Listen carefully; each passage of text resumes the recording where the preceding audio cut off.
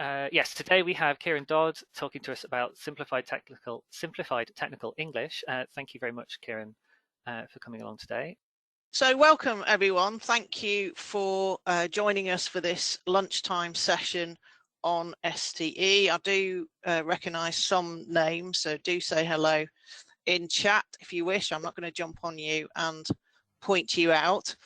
So for those who don't know me, my name's Ciaran Dodd. I am the UK STE Maintenance Group member.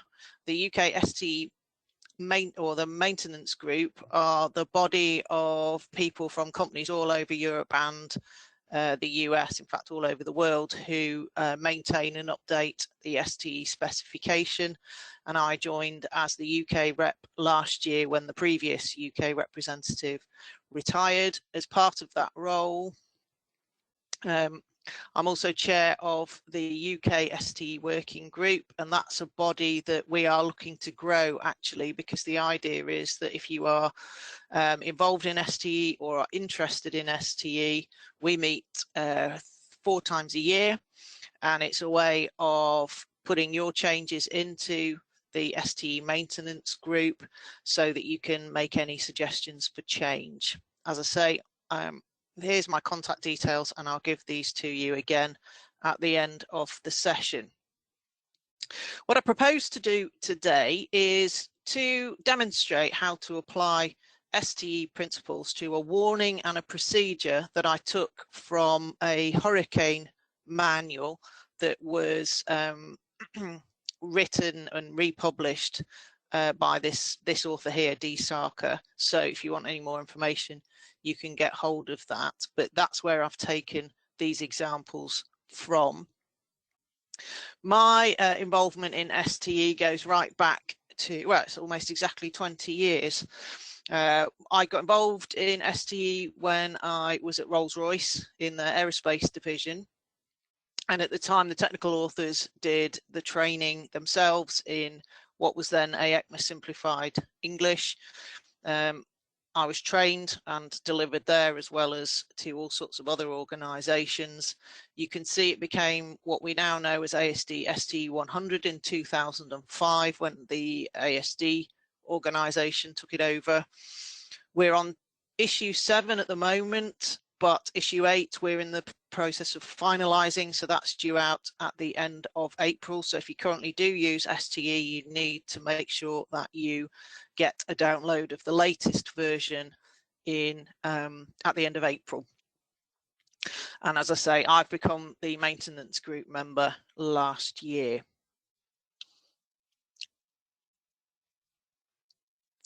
So for those of you who aren't familiar with STE or weren't able to attend Mike and Waller's presentation on STE last month, just briefly, STE is known as an international specification. It's a complete document that gives you rules for writing technical documentation in a controlled language. What that actually means is that it restricts the complexity of the language that you can both write and use. And the way that it does this is by combining some very precise rules, words that it provides, and principles that underpin both. And they all work together to give you guidance for writing a much more simplified way of writing. So what does it actually look like? So here are a couple of examples of pages from the specification. If you ever print it out, it's more than 300 pages long, although it's a bit more manageable, or looks a bit more manageable when you have it on a PDF. To use STE properly, or to get the full benefit of STE, you need to know how the rules and the dictionary and the underlying principles all work together. Many a time I've met someone who's new to STE and they have been given the specification and have just focused on the writing rules, on the dictionary at the back, but you need to have the writing rules and understand the principles in order to make sense of what you are need to make sense of the specification in order to get the benefit of it. So part 1 is where all of the rules are. Currently there are 53 rules in 9 sections. I don't anticipate a lot of change in that for issue 8. This is a page from section 1 which tells you which words you can use. You can see that the rules are summarized, that there are some examples underneath which are very useful when you're learning STE, and you can use as a pattern for your own writing. There's explanation here, and you'll see that the rules refer both to each other. So there's reference here to the controlled dictionary in part 2, and also to the supporting principles. Here's an example from the Dictionary of Approved Words. I like this example because it illustrates some of the challenges that you have when you first come to STE. So the dictionary is divided into 4, my dog is welcoming a delivery driver. So the dictionary is split into 4 columns. Like any dictionary, you have the keyword here, but another part of it is that you need to know your parts of speech, because that determines whether you can use or not use a particular word. Anything in lowercase you cannot use, anything in uppercase you can use. So in this instance, for example, fold is not permitted as a noun. So I couldn't say make a fold in the material, but I can, in the second column, it tells me what I can use as an alternative. I can use fold, that's in capitals, as a verb.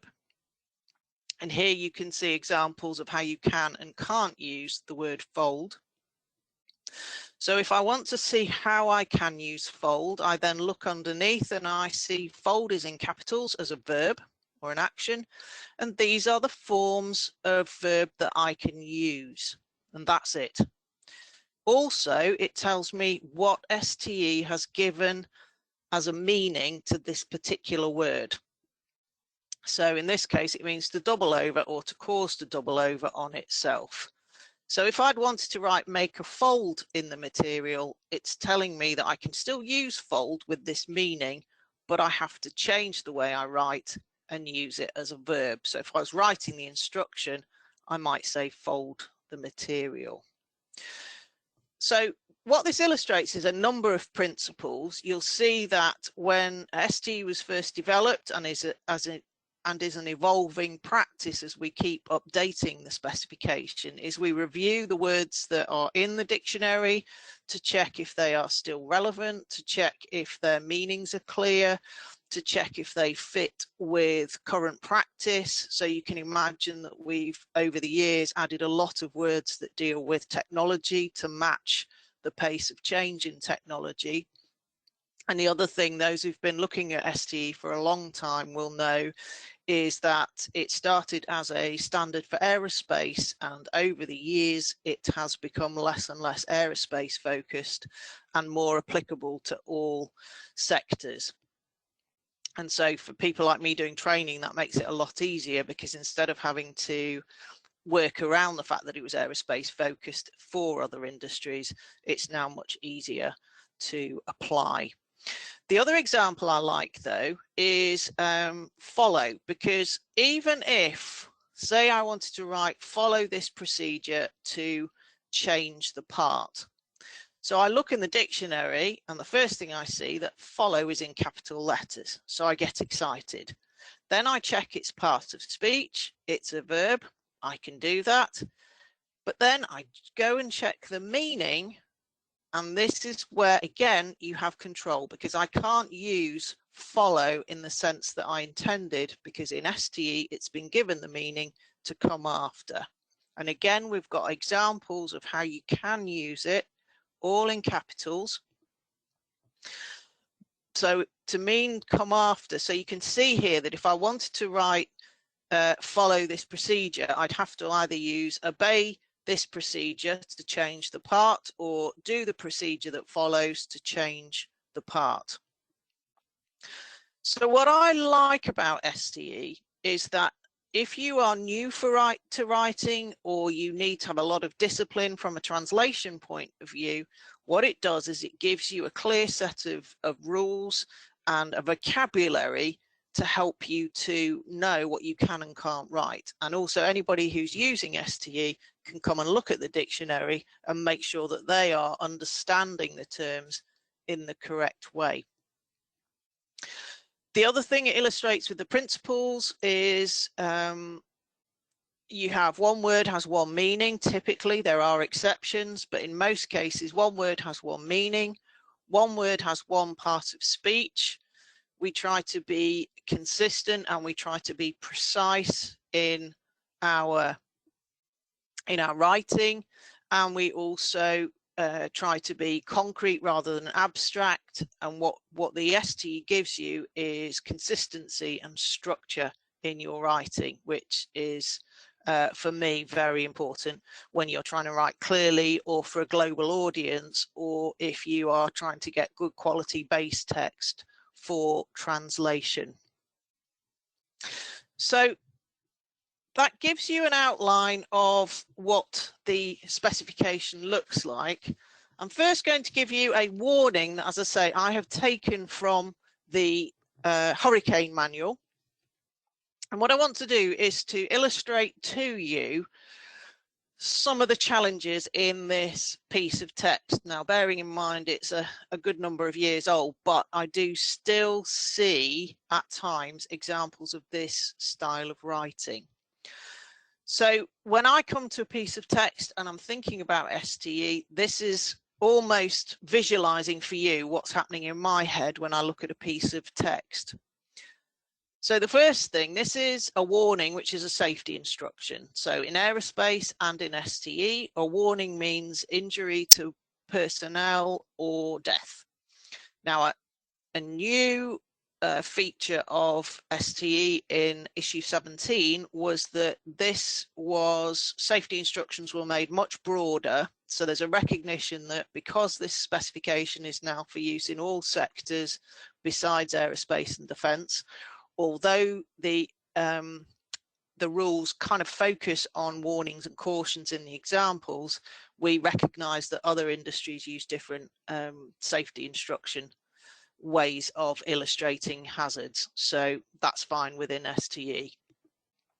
So the first thing that I noticed, section 7 gives me the rules on safety instructions, and STE requires you to start a warning or caution with a clear command. So you're telling the person what to do or not do in order to keep safe.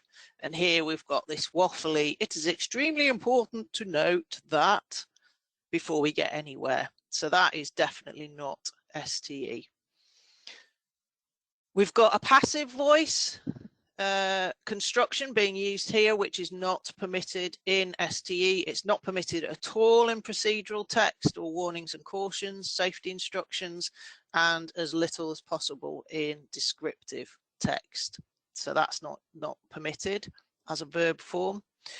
Neither is the ing form of the verb, that's not permitted. The ruling there is it tends to be, can be confusing, can be ambiguous, and so it is not permitted unless it's part of a technical name.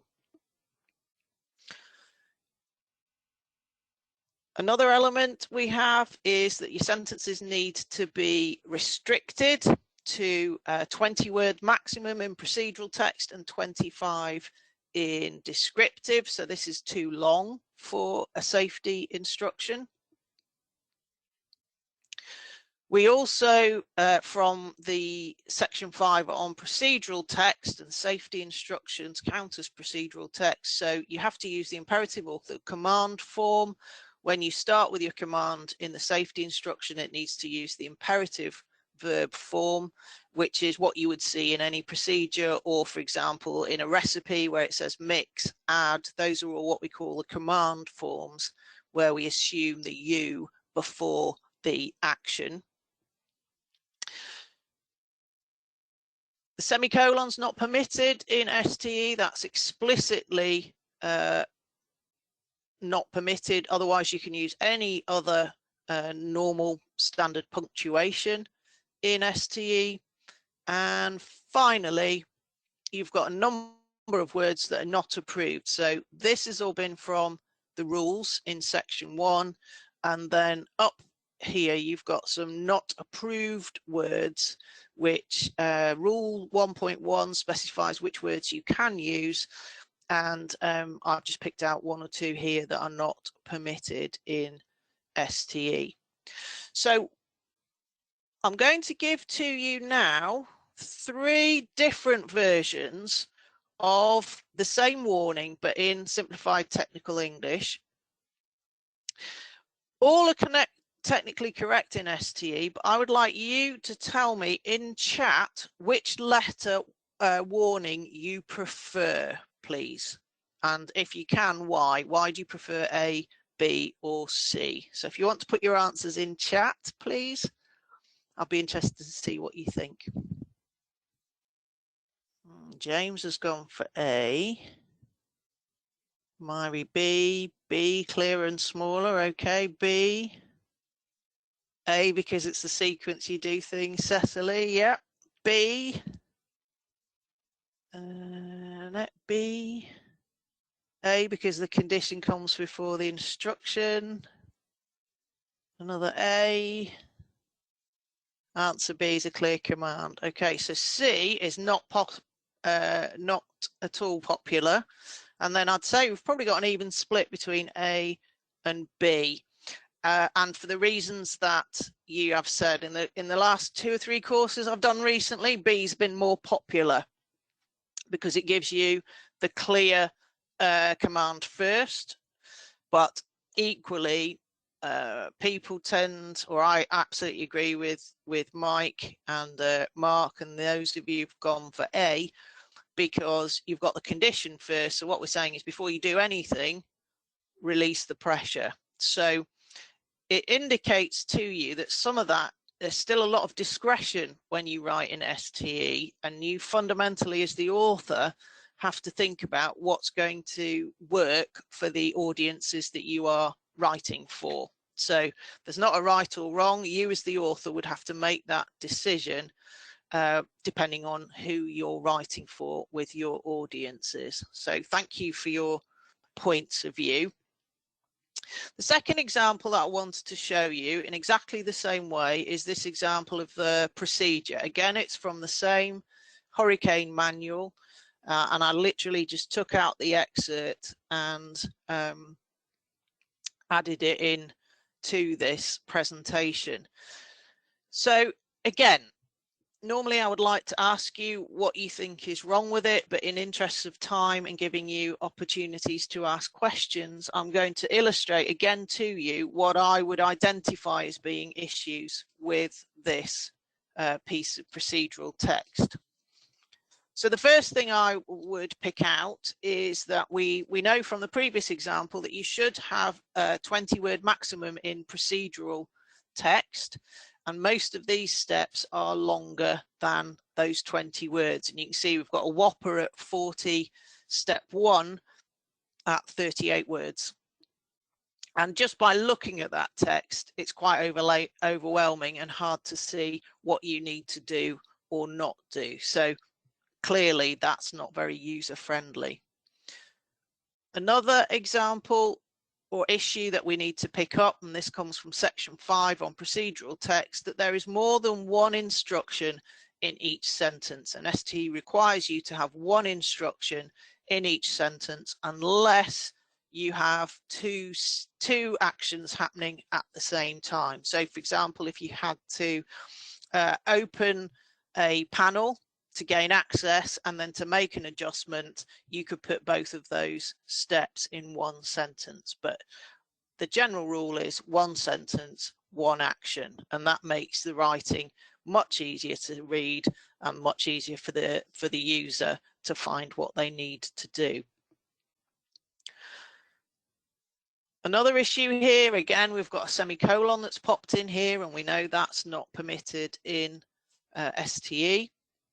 More passive voice, again, that's very much a feature of traditional engineering writing, and I say we're going back a long way with this text, but I still see a lot of passive writing in in standard English text these days, and it makes your writing less crisp, less clear, and potentially you can hide a lot of unclear thinking in writing in the passive voice, which is why it's not permitted.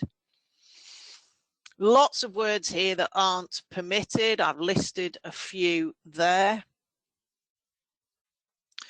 And the other issue, again, I said to you, one of the key principles is being consistent. So here in this particular example of text, you've got different ways of referring to the same thing. So it's called the hand pump reservoir in one place, it's called the reservoir level somewhere else, and the fluid level. So it's really important that you are consistent when you're referring to parts or elements in a procedure, so that your reader can follow the logic of what you're saying. So again, I have made some corrections and aimed to put this in STE. Probably you'd need to go back and tease out exactly what the procedure is that the original text is describing. But what I've tried to do on the right hand side is to illustrate how you can use the STE principles to make it clearer. Have a read through and let me know what you think about the STE version on the right hand side. Do you like it? Do you not? Is it easier to read? Put your thoughts in chat, please. They probably do have more than 20 words, Don. As I say, I'd need to go back and refine the whole process. Your ideal with STE is that you take out the nice to have and only keep the need to have, and I don't know enough about the hydraulic system to do that, so you're quite right, Don, it needs some more refining. So Alex, you say much better, clear redefinition between each action. James, you notice there's a question mark. Let me have a look. Yes, that question mark is there because I'm not entirely sure what the step was. Thank you, Terry. After, so much easier to understand. Yeah, much better, especially having individual steps. That makes such a big difference, Cecily. Okay, Joachim, you say you've got the and in the second. Yeah, that's a tricky one because it's repeating an action, but you can't say to redo something. So again, I would need to know more about this procedure to improve it. 2, 3, and 4. Yeah, the point of that, Mari, is that you are repeating an action until you get to a certain level, and you can't say redo it. So that's why it's perhaps not as clear. But when you look at the previous example, it's trying to do something over and over again. Possibly you can, Jane, split it into 2. I'd have to review it, but much easier to follow the logic in STE. Can you use repeat? I've got my specification here, so I shall just have a quick look for you. No, it's usually again. I'm sure Mike will be able to, Mike Onwalla will be able to tell me this quickly. Repeat, no, repeat is again. You can't use repeat, you have to use again. Hence why I've tried to formulate it the way that I have. So in the interest of allowing time for questions, what I wanted to do is just to sort of say, if you're talking about implementing simplified technical English, which I think somebody mentioned in the introduction, in an ideal world, if you're doing a full implementation, what you'll do is look at your typical documents, and one way of doing an implementation is to start with a specific project rather than trying to do the whole thing all at once. But if you first of all think about what do I actually need to say and what is the nice to have, because STE works more effectively if you focus on what you need to have, not the nice to have. The second thing is that ideally you will identify your terms that you use within your organization, because although STE gives a dictionary of approved words, you have to create using some rules in section 1, which if you want me to explain, I can do, how you incorporate your own organization's terms into STE. And so in order to do that and to be compliant with STE, particularly if you're going to use some sort of checking software, you need to have agreed terms. And that can be the same in a project as it is if you're looking at your whole organisation. The most important thing is that you have training, because as I said to you, people tend to just focus on the dictionary, but actually to get the benefit of STE and the discipline, you need to know all of the rules, all of the words, or how you use the words and the principles to get the full benefit of writing in STE. And then finally, to make STE stick, like any change, it's about embedding the processes, providing support, doing any change management you need to do, notifying anybody else who's going to be using STE, because commonly people do the STE training, but it's the authors, and yet the impact from the rest of the organisation almost works against the authors, particularly, for example, if they get their information from subject matter experts. And so if the engineers are used to seeing things in one way, and then you write it in STE and go back and ask them to check it, and the subject matter experts will say, yeah, but that's not what I said. And so it's important to be able to do that by managing change.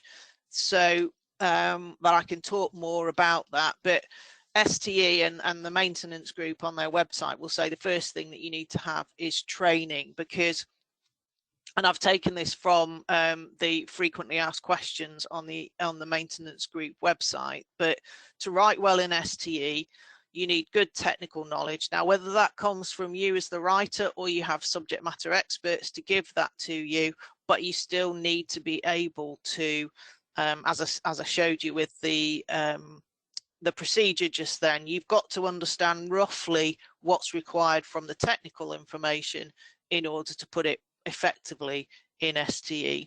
You need to have a good command of the English language. You need to have a full understanding of STE, the writing rules and the dictionary. You need to be able to identify which words you can use as technical names and technical verbs. And I know that a couple of people have said in chat you're interested in that, so I'll deal with that in a moment. And you need to be able to structure your thoughts logically to express what you need, because, and what the reader needs, because STE, because it's so precise, there's no room for rubbish. If you write unclearly, it's not going to work in STE. So you have to be really focused on what you're writing. So typically when I do my STE training, we'll talk about developing an STE mindset, if you like, which focuses on thinking about how do we get the best from STE. And then we go through all the rules with lots of opportunities to practice doing activities like the ones we've just done here on the presentation. And then we give you opportunities to look at your own documents as well. So I've got a couple of questions coming now. So if you want to put any questions that you've got in chat.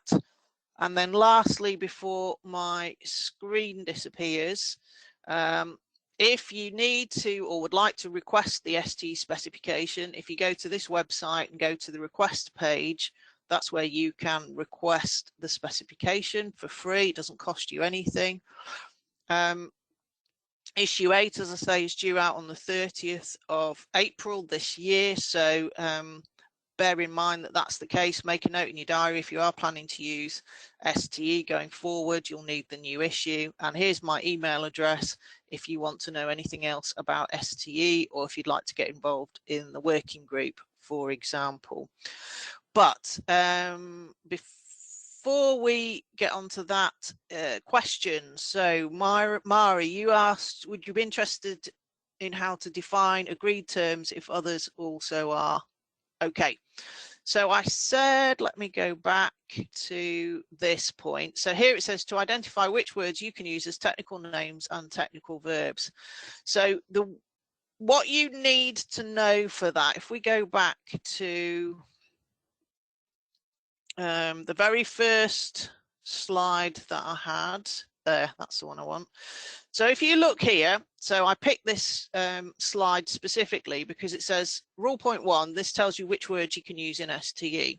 And you've got 3 categories of words. Words that are approved in the dictionary. So I showed you an example of that page earlier. Words that behave as technical names and words that behave as technical verbs. So the rules for technical names and technical verbs are also in section 1. So rules that are technical names are in effect words that you might use in your organization, and they must fit into one of 19 categories. So for example, you've got very specific categories like names in the official parts information.